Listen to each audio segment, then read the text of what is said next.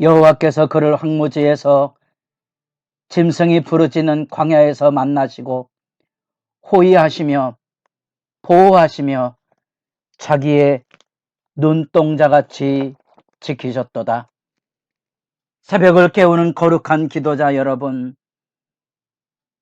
주의 말씀 앞에 하나님의 영광을 바라보며 어두운 세대를 살아가는 담대한 믿음의 새로움을 복되게 세워갈 수 있기를 바랍니다.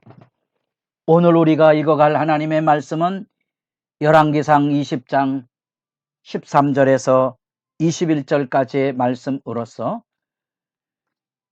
엘리야 탈락의 두 번째 부분, 이 영적인 싸움 앞에 서 있는 엘리야의 안타까운 모습, 그럼에도 불구하고 하나님 회복시키셔서 이 바알 숭배하는 아합 권력에 대한 역사의 죄가를 묻는 일, 그 영적인 혼란의 역사를 지켜보고 이 엘리야의 회복을 통하여 하나님의 임재가 바람과 지진과 불 가운데 뿐 아니라 세미한 소리, 하나님의 음성에 귀를 기울여야 되는 이 겸비한 성찰이 요구되고 있는 측면에서 이제 이 역사 안에서 하나님의 세미한 음성에 귀를 기울이는지, 그 비참한 인간의 심판의 역사를 우리가 지켜보게 될 것입니다.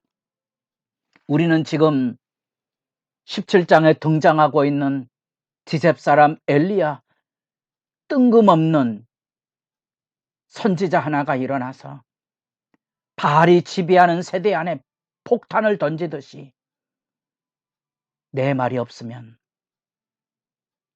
비와 이슬이 없으리라.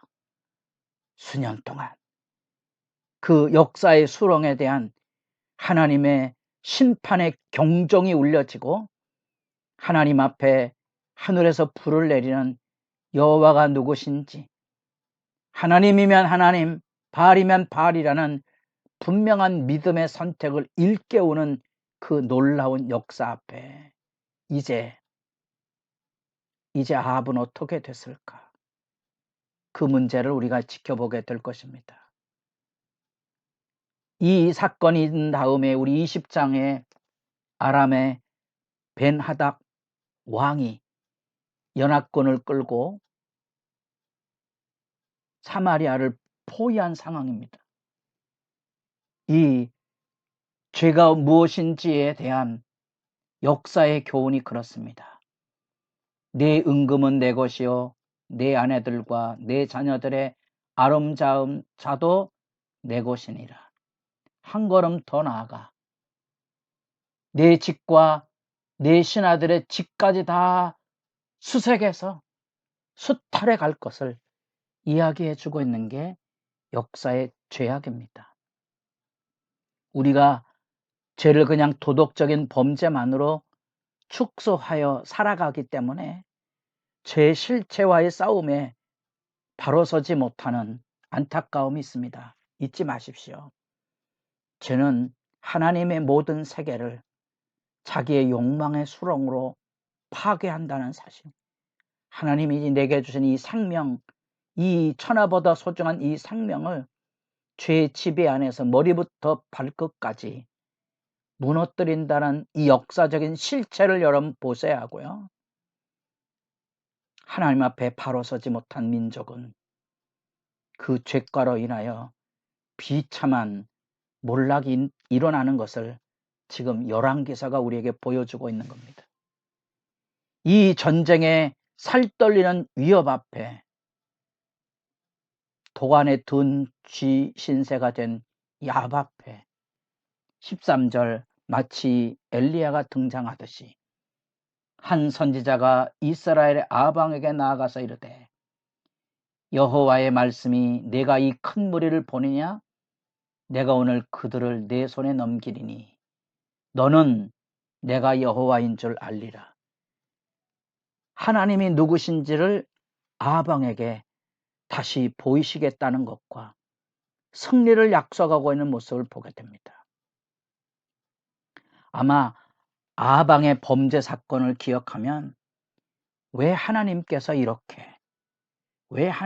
이렇게 아합에게 승리를 주시는가도 의문입니다. 그러나 악한 왕에게도 하나님은 이렇게 인자함을 베풀어서 예수님이 말씀하신 것처럼 하나님은 선인에게나 악인에게나 차별 없이 해와 비를 주신다는 사실이죠. 뿐 아니라 이렇게 특별하게도 이 악한 왕에게 은혜를 베푸시는 이유는 뭡니까?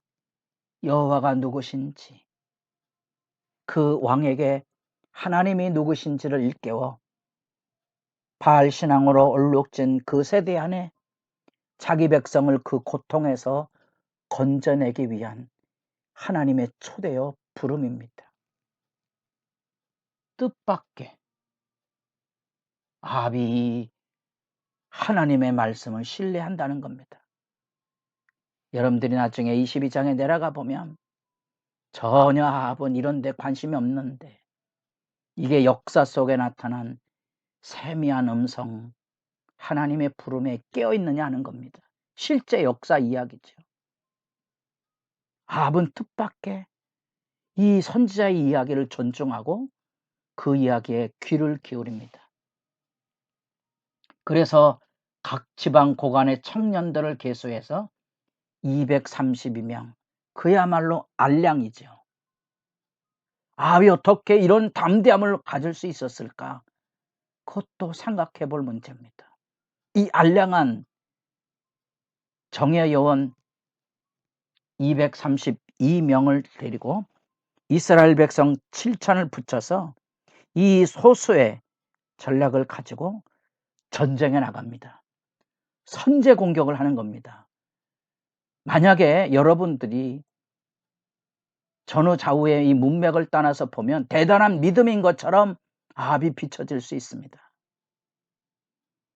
성경은 이런 일들을 우리에게 일상으로 들려주죠. 전쟁이 여호와께 속하였다는 거. 역사를 통해 이런 말씀을 읽어가면서도 막상 우리들의 현실 안에는 하나님의 말씀에 세미한 소리에 귀를 기울이는 이런 믿음의 진실성, 이런 것들에 대해서는 실제로 실천되지 못하는 어두운 현실을 우리가 볼 수 있어서 더욱 마음이 아픕니다. 하나님 말씀에 얼마나 진지하게 낮아져서 귀를 기울이고 삽니까? 여러 번 교회 일을 하면서 가장 천하고 나약한 자의 이야기에도 겸이 엎드려서 귀 기울여 줄 아는 여유와 깊이가 있습니까? 교회가 너무 천박한 사람의 목소리에 휘둘려 가므로 분쟁과 다툼과 횡포로 얼룩진 상태가 눈물나게 보이고 그 앞에선 자신의 수치와 무지와 믿음 없음을 참회하는 것이 옳지 않겠습니까? 이 아합의 죄악상을 향한 믿음의 초대, 여호와가 누구인지, 여호와가 누굽니까? 여러분이 믿는 하나님은 누구이십니까? 어떤 분이십니까? 그분의 말씀에 귀를 기울입니까? 내 의견하고 내 생각하고 다르면 삿대질하고 분쟁하고 다투는 무모함과 무지함과 믿음 없음을 여러분도 성찰해 보십니까? 거꾸러져 보십니까? 눈물 쏟아내야 알아가는 하나님의 지혜와 진실을 보셔야 합니다. 그 여호와의 전능하심과 그 인자하심의 진실을 뜻밖의 만나는데 이 선제 공격을 통하여 베나닷이 32명의 동맹군과 의기양양해서 술 취하여 있다가 쏟아져 나오는 이 정의 용사 앞에 혼비백산 패배하여 도망하고 말을 타고 베나닷은 도망하는 모습을 보게 됩니다. 제가 왜 여기에 탄식을 했는지 아시죠? 우리 하나님은 위대하신데 우리의 현실은 믿음이 없어서 이 믿음의 싸움을 싸우지 못합니다.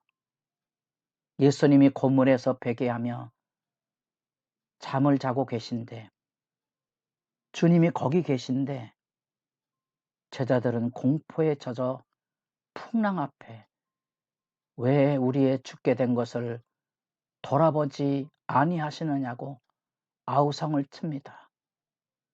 우리의 현실이 그렇습니다. 우리가 믿음 없는 자가 되지 말고 믿는 자가 되어야 되는데 주님의 십자가를 잃어버린 거죠. 그 창자국에 못자국에 손을 넣어보라. 그리하여 믿음 없는 자의 그 길, 믿음 없는 자의 길로, 그 말로, 그 행동으로, 그 습관으로 가지 말고 믿음 있는 자의 말, 행동, 결단으로 나아가기를 초대하고 있는 그 말씀, 그게 이 말씀 앞에 붙여지는 얼마든지 이기게 하시는 하나님이 여기 계신데, 심지어 가장 악한 왕 세대를 바알 신앙으로 얼룩지게 했던 포악한 이 가증한 왕에게조차 하나님의 승리가 주어지는데, 그것이 우리가 눈물 쏟아 엎드려 기도하는 이 시간이 될 수 있기를 바랍니다.